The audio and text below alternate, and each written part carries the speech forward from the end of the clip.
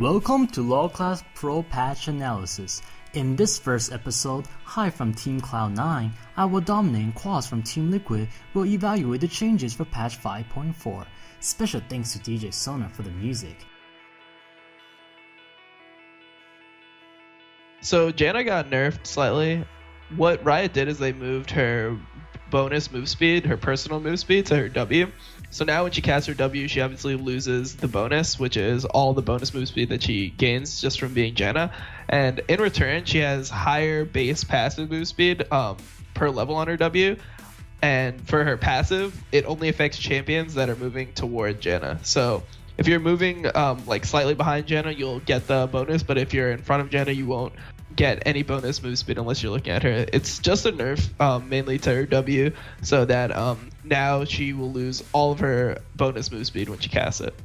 So they decided to give Jarvan a pretty major nerf, cause seeing as he's the top jungler right now in competitive play and one of the top junglers in solo queue, it's understandable why they would try to nerf him so hard.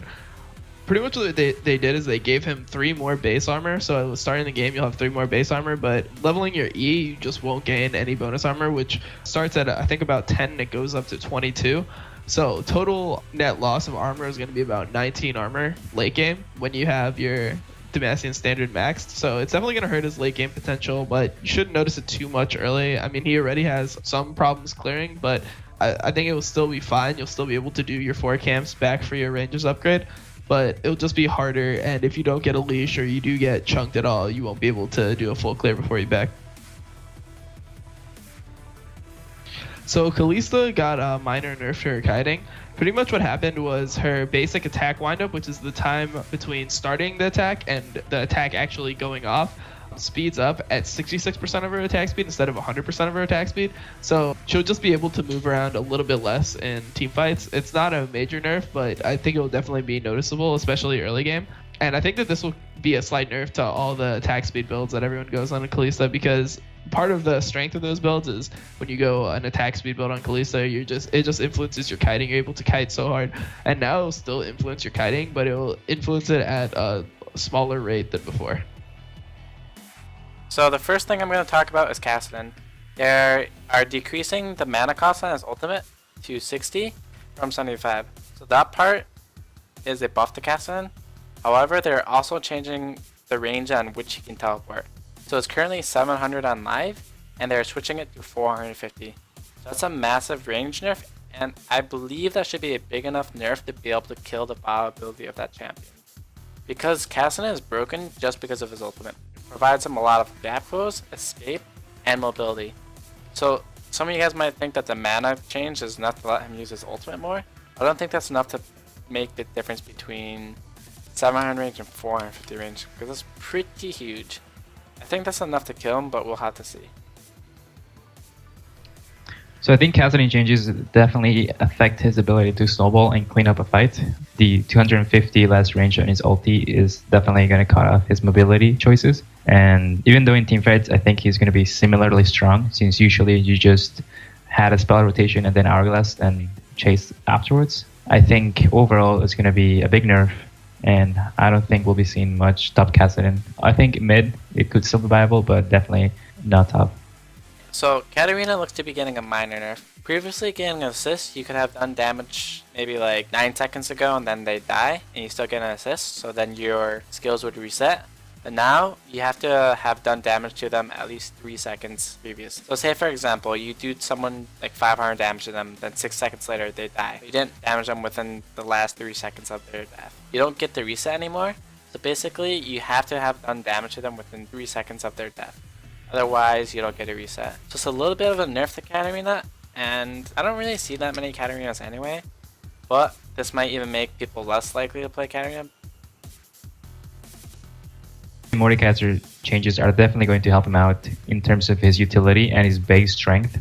I think the quality of life changes, for example, on his Q, the extra 75 range on his auto attack is definitely going to help him out, because before, a lot of the time you used to have to flash in order to get your Q off on an enemy, and now you wouldn't have to do that. So it's definitely a big help. As well as the W, it now works as Nunu's Blood Boil, while you can have the bonuses on yourself and also on an ally. So you can have 2 creepy deaths in a team fight, which should add up to a really good amount of AoE damage as well as charging up your shield because of it. So before, your enslaved champions gained 75% of Mordekaiser's AP, but that really didn't have much of an use. They didn't benefit from the AP at all. But overall, I think his team fight went up by a lot. With these changes, he's going to be tankier and he's going to provide more utility. So I think he's going to be a lot better. Rengar had a small change. It's not really a buff or a nerf. Pretty much what happened was, instead of him having a specialized trinket, the collection of trophies is just going to be built into a permanent buff for Rengar. So if you have 3 stacks on your buff, then you'll be able to obviously get the 3 trophy upgrade for your movement speed, just for an example. So they pretty much said that there was some problems with trinket upgrade pass because of Rengar's trinket being different than the other ones. So they just want to make sure that Rengar will still function the same way, but the trinkets will be different. So Veigar's a little bit different now. Currently his Q is a targeted ability, so it'll hit every single time, assuming you cast on the right person. They're now changing it to be a skill shot. So depending on how fast it goes and how easy it is to hit as a skill shot will determine the viability for him. So it can kill a unit and go through the next one now, so that's a cool thing. But I don't think that's enough to like make him viable, because they nerfed the damage on his ultimate. They make his Q harder to hit, and they took out DFG recently. Those damage should be a lot worse than before, and the fact that E has been changed. So currently if you like drop it directly on top of them, they get stunned instantly. But now there's a delay on it, so even if you do a good stun like directly on top of them or behind them, very likely they can still get away from it. So with the nerf to his E delay, and the fact that his damage is much slower than before, I believe that should kill him as a mid laner, and the E nerf is enough to kill him as a support. So it doesn't seem very likely that he'll be a good champion, and he seems a lot harder to play, so he'll probably be super weak. Zillion's changes are interesting. They're making his Q a skill shot, so you can't really double cast on anyone anymore for like the quick damage. You kind of have to like throw at them. So I imagine that's super hard to hit, and depending on how hard to hit, it'll determine if the champion is good or bad. But in the case you do land 2 Qs in a row, you get a stun on them, so that's a pretty big buff for that portion.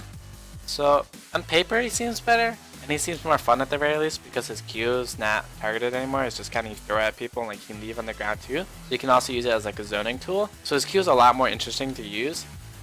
But I don't really see that many Zillions right now anyway. He's like barely played. So I don't think this will all of a sudden make him like a better champion or anything. His E change is interesting because it costs less mana and there's a shorter cooldown.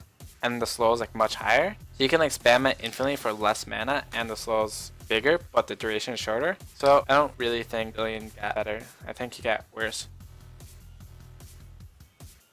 Now when you transition in between jungle items, it's going to cost 255 gold, which essentially just means that no one's going to do it anymore. It's not worth starting with the jungle item and having to pay that huge of an amount of gold to change it. Now you're just going to be stuck with whatever jungle item you start with, which is what they had before. So I guess what happened was they introduced this whole jungle item changing mechanic, and they didn't like how effective it was for junglers, and they thought that junglers were too strong because of it. So they pretty much tried to remove that from the game, which is what the 255 gold cost is going to be. Now when you start with Rangers for your early clear, you're just going to have to upgrade into Rangers, because you're not going to want to spend another extra 255 gold, which is the equivalent of 3 wards in a competitive game, or a pink and 2 greens, to buy a side grade for your item. You'd either rather buy the Chilling Smite immediately or just not change it at all. So this is essentially just a massive nerf to jungle power. You won't be able to change anymore, and there's some people that would change 2 or 3 times during a game, like start with Rangers, then move to Chilling Smite, and then when they upgrade, go to Skirmishers or something like that. So I think what this is going to do is just essentially make more people buy Rangers and just upgrade their Rangers. So they decided to nerf Warriors too, which was a really confusing nerf considering junglers are probably at the weakest state they've ever been in the history of League of Legends. They're reducing the damage on Warrior, which is pretty much the champion that every jungler goes, by 5 damage, with the exception of obviously full tank junglers like Nunu or Sejuani. So you're just going to have 5 less damage all the time, and there's no real point where you're going to gain that damage back. That's just going to be 5 damage less for junglers throughout the whole game. They also nerfed Smite when used against champions. They just wanted it to be shorter, which is pretty confusing considering the fact that Chilling Smite or Skirmishers wasn't even the best Smite. The best smite was already Rangers, but this nerf will pretty much ensure that no one goes anything besides for Rangers anymore. They pretty much just made it so the hitbox, or the range worked, was instead of it being from the champion's center to the center of the opponent's hitbox, it's the edge of your champion hitbox to the edge of the opponent's hitbox. So it is like a slightly shorter range, so you just won't be able to smite people as far away. It seems like they just don't want chilling smite or skirmishers in the game. I guess they just didn't like the idea of smiting champions in general, so they decided to remove it essentially and just have everyone go Rangers and have a more standard game. Thanks for watching Pro Patch Analysis. If you have any suggestions or feedback, please leave it in the comments below. Be sure to check out our pro video guides for free at lolclass.com.